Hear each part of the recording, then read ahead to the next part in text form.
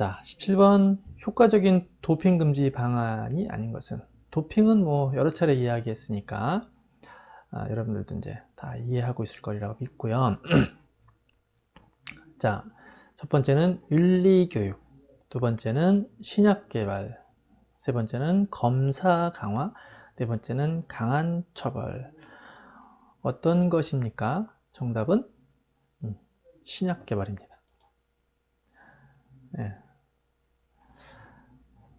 당연히 이제 그 도핑이 안 좋은 이유는 도핑의 폐해는 어, 다른 선수들한테 피해를 주는 거죠. 가장 그 공정한 상황에서 이 경기에 참여해야 하는데 금지 약물을 먹는다거나 또 금지된 용품을 사용한다거나 이런 것들이 다 도핑에 해당되기 때문에 최근에는 뭐 유전자 도핑이란 말도 있어요. 그래서 유전자를 조작을 해서 갑자기 여성이 남성처럼 큰 힘을 발휘하게 된다거나 남성도 자기가 가진 힘보다 훨씬 더 큰 능력을 발휘할 수 있는 상황들이 만들어지잖아요. 그 안에 이런 것들을 금지하기 위한 방안들은 당연히 윤리고 교육이 강화되어야 되고요. 검사 강화. 그래서 그 세계 도핑 금지 위원회가 와다라고 하는 위원회가 있는데 위원회에서 이런 검사를 강화해야 될 필요가 있다. 제가 수업 시간에도 잠깐 얘기했던 선수가 옛날 1988년도 서울올림픽 시절에 벤 존슨이라고 하는 흑인 선수가 있었고 육상 선수였어요. 이 선수가 놀라운 성적으로 이제 100m 달리기에서 우승을 했는데 그 다음날 이제 도핑이 걸린 거죠. 걸려서 금메달 박탈되고 근데 이 사람이 갑자기 뭐 한국 같은 후진국에서 나온 결과는 믿을 수 없다 이 얘기 한마디 했다가 몰래 미국으로 출국해버리는 그런 이제 사건이 있었습니다. 그래서 이런 검사가 좀 더 강화되어야 되고 그다음에 도핑을 했을 때 어떤 강력한 처벌이 필요하다라는 것이에요. 말 그대로 선수 생명이 끝나는 상황이 되죠. 그런데 도핑이 그것보다 더 문제는 본인한테 커다란 신체적인 문제가 나타날 수 있어요. 그런 문제들을 우리가 예방하기 위해서는 이런 것들이 필요하다. 이 신약 개발은요, 도핑을 조금 더 걸리지 않게 하기 위한 신약 개발이 있어요. 그래서 이 도핑을 검사하는 기관에서 찾아내지 못하는 약을 만들어서 선수들에게 투여하고 그 결과를 얻으려고 했었던 나라가 러시아잖아요. 그래서 러시아가 이런 신약을 개발하려고 하는 노력이 있었다라는 것이고 그것을 발견 못할 거라고 했지만 결국은 다 발견해내는 검사를 통해서 찾아내는 그것이 국가가 거기에 저기 돼서 한다라는 것에 아주 깜짝 놀랄 만한 일이 벌어졌던 거죠. 그래서 그런 것들이 좀 있었더라 이렇게 볼 수 있습니다. 자, 18번 문화체육관광부가 지목하고 있는 이 정부 부처의 이름은 이제 해마다 조금씩 바뀝니다. 자, 이 문화체육관광부가 지목하고 있는 스포츠 4대 악에 해당되지 않는 것은 요거는 꼭 외워야 되는 문제입니다. 자, 1번 조직의 사유화, 그리고 2번 승부조작, 4번 폭력 또는 성폭력은 맞습니다. 그런데 3번 스포츠 도박은 이것이 4대학에 들어가 있지 않고요. 입시비리예요. 입시비리. 조직의 사유와 승부조작, 입시비리, 그 다음에 폭력 또는 성폭력. 이것이 이 문화체육관광부가 지목하고 있는 스포츠 4대학에 해당되는 것들입니다. 그러면 입시비리는 어떻게 발생하는지 다 알죠?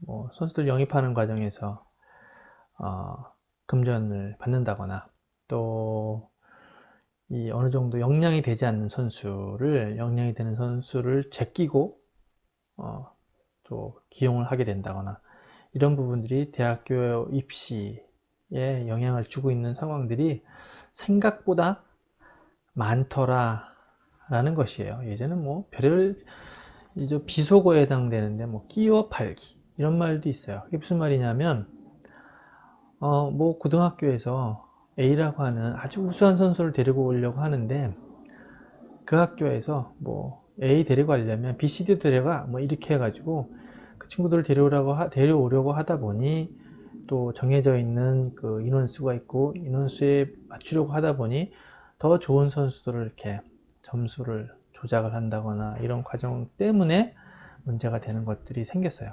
그런 것들이 이제 이 입시 비리에 해당되고, 승부 조작은 지난 시간에 한번 설명을 했으니까 좀 넘어가도록 하고, 조직의 사유화는 대표적인 케이스가 뭐 태권도 협회 이런 경우에, 예전에 어떤 분이 태권도 협회를 자기 개인의 어떠한 그 조직으로, 그래서 왕처럼 군림하던 그런 시절이 잠깐 있었어요. 그런 조직이 생각보다 몇 개 조직이 있었던 거예요. 그러다 보니 그 사람의 말 한마디 때문에 뭐 어떤 그 조직이, 어떤 조직의 움직임이 개인의 의견에 의해서 이렇게도 될 수 있고 저렇게도 될 수 있는 그런 상황들이 만들어지더라. 그런 것들이 이제 조직 사유화에 해당되는 것이겠죠. 그래서 스포츠 도박이 아니고 입시비리다, 이렇게 볼 수 있습니다. 자, 19번. 자, 도핑 행위로 볼 수 없는 것은, 한번 볼까요? 식이요법을 통한 글리코겐을 로딩하는 것. 2번, 아나볼릭 스테로이드를 투여하는 것. 얘는 뭐 무조건 가장 그 대표적인 그 도핑 행위입니다. 프로야구에서 압축 배트를 사용하는 것. 이것도 도핑 행위에 해당됩니다. 4번, 적혈구 생성 촉진 인자를 몸에다가 인공적으로 투여하는 것. 이것도 도핑 행위에 해당됩니다. 답은 식이요법을 통한 글리코겐을 로딩하는 것. 보통 도핑에 걸리면요, 다양한 핑계가 있습니다. 감기약을 먹었다, 보약을 먹었다, 어느 날 뭐 식당에서 뭘 먹었는데 또 뭐 이런 이야기들이 나옵니다.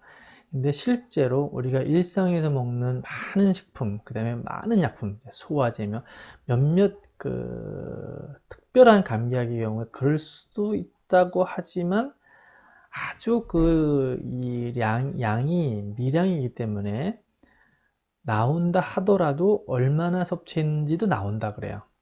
그래서 실제로 운동선수들이 그 도핑을 해서 걸렸는데, 나는 뭐 이러이러한 걸해서 이제 소명을 하게 되죠. 소명을 많이 하고 언론에서 뭐 이렇게 다 이야기했지만 결론은 뭐죠? 네, 그냥 도핑을 한 걸로 나옵니다. 그래서 이렇게 국제대회에 나간다거나 또 규모가 있는 대회에 나가는 선수들이 도핑에 대한 유혹이 강하지만, 실제로 이런 것에 걸리지 않기 위해서는 또 그만한 노력이 필요하다, 이렇게 보여집니다. 이제 그 뭐 글리코겐, 글루코스, 말해서 이게 신체 에너지 대사 시스템들을 이렇게 관장하는 그러한 것들을 이렇게 좀 더 활성화시켜주는 방법들이 있는데, 이것은 도핑 행위에 해당되지 않습니다. 자, 20번. 자, 2016년도 마지막 문제인데요. 대한체육회의 스포츠인권권익센터에서 규정하고 있는 선수 폭력에 해당되지 않는 것은, 이 문제도 역시 이제 좀 외워야 되는데, 근데 여기 보면 있죠. 네 가지 지문 중에 금방 눈에 보이죠. 고강도 훈련이 선수 폭력에 해당될 것이냐? 그렇지 않죠. 답은 3번에 해당됩니다. 따돌림, 감금, 협박, 이런 것도 다 선수 폭력에 해당되고요. 그 중에 또 이런 것도 있어요. 학습 침해, 이것도 폭력에 해당됩니다. 그리고 정서적 폭력도 있어요. 예를 들어서 감독이 선수에게 말을 안 하는 행위도 폭력에 해당됩니다. 뭐 따돌림이 될 수도 있지만 정서적으로 문제 주는 것, 또 뭐 여기에 없지만 이제 언어적 폭력, 욕을 한다거나 뭐 기타 여러 가지 행동들도 전부 폭력에 해당됩니다. 그래서 20번의 문제는 고강도 훈련이 선수 폭력에 해당되지 않는다, 이렇게 볼 수 있어요. 그래서 2016년도 스포츠 지도사 스포츠윤리 기출문제를 한번 풀어봤는데요. 2015년 문제하고 2016년 문제하고 조금 다르죠. 조금 달라지고요. 해마다 조금씩 문제의 난이도가 높아지는 게 아니고요. 전체적으로 문제 수준이 높아져요. 수준이 어려워진다가 아니고 전체적인 문제 질이 좋아진다라는 의미예요. 지금 사실 20번 문제는 2015년도 문제나 20번 문제나 별 차이가 없는 정도의 수준이지만 우리가 그 문제 지문을 통해서 지금 2016년도는 한 3문제에서 4문제 정도는 어느 정도 질적으로 조금 많이 달라진 그런 문제를 볼 수 있고요. 해마다 조금씩 이제 질적으로 또 수준적으로 달라지는 문제들이 나타나고 있습니다.